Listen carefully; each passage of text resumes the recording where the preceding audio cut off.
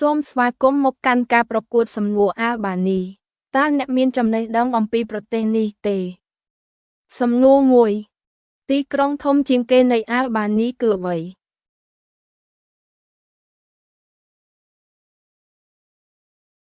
ចម្លើយត្រឹមត្រូវគឺទីរ៉ាណាសំណួរ2ប្រាក់ដែលប្រើនៅអាល់បានីគឺអ្វី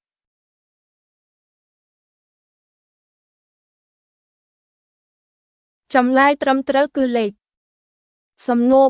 3សមុទ្រដែលជាប់នឹងអាល់បានីនៅខាងលិចគឺអ្វី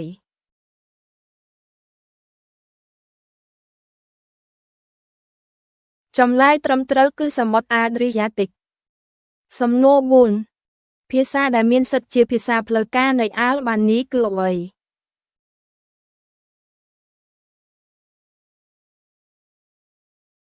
ចម្លើយត្រឹមត្រូវគឺអាល់បានីសំណួរ5ភ្នំដែលមាននៅក្នុងអាល់បានីគឺអ្វី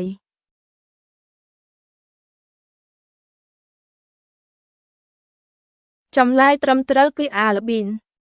សំណួរ6ទីក្រុងបុរាណណាមួយដែលជាគេហទំព័រមរតកពិភពលោកនៅអាល់បានី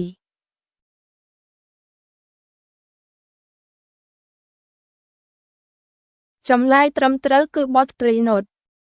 សំណួរ7ម្ហូបជាតិរបស់អាល់បានីគឺអ្វី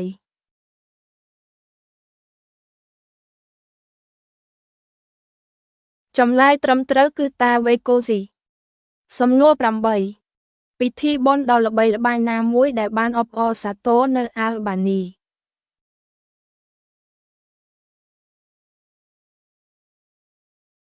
ចម្លើយត្រឹមត្រូវគឺថ្ងៃដីតាអេវេរ៉ាសំណួរ9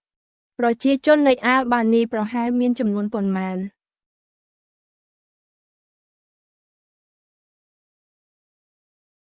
ចម្លើយត្រឹមត្រូវគឺ2លានសំណួរ10សាសនាដែលមាននៅអាល់បានីគឺអ្វី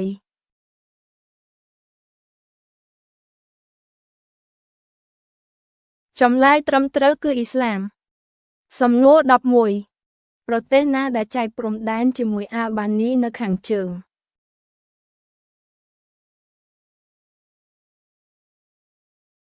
ចម្លើយត្រឹមត្រូវគឺម៉ុងតេនេក្រូ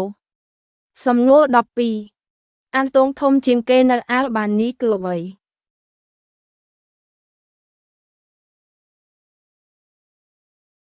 ចម្លើយត្រឹមត្រូវគឺអានតូងស្កូរ៉ាសំណួរ13តួអង្គប្រវត្តិសាស្ត្រណាដែលត្រូវបានគេចាត់ទុកថាជាអ្នកក្លាយជាតារាដ៏ជោគជ័យនៅអាល់បានី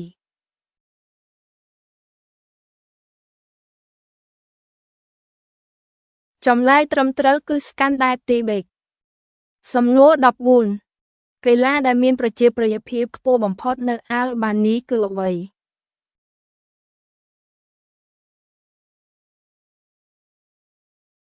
ចម្លើយត្រឹមត្រូវគឺបាល់ទាត់សំណួរ15ទីក្រុងណាដែលត្រូវបានគេចាត់ទុកថាជារដ្ឋធានីនៃវប្បធម៌នៅអាល់បានី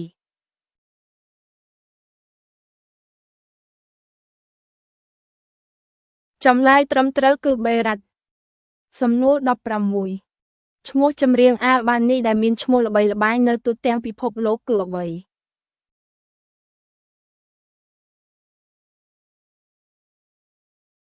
ចម្លើយត្រឹមត្រូវគឺទាំងអស់សំណួរ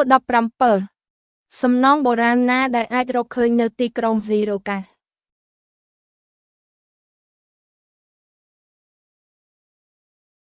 ចម្លើយត្រឹមត្រូវគឺកុំព្យូទ័រសំណួរ18ភេសជ្ជៈប្រពៃណីអាល់បានីដែលធ្វើពីអ៊ីងគឺអ្វី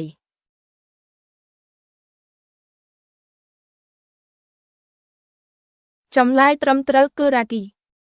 សំណួរ19អាល់បានីមានអាកាសធាតុប្រភេទអ្វី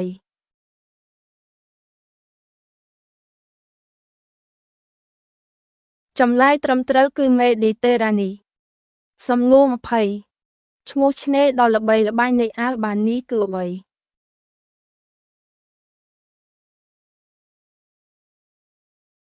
ចម្លើយត្រឹមត្រូវគឺឆ្នេរអាយូនី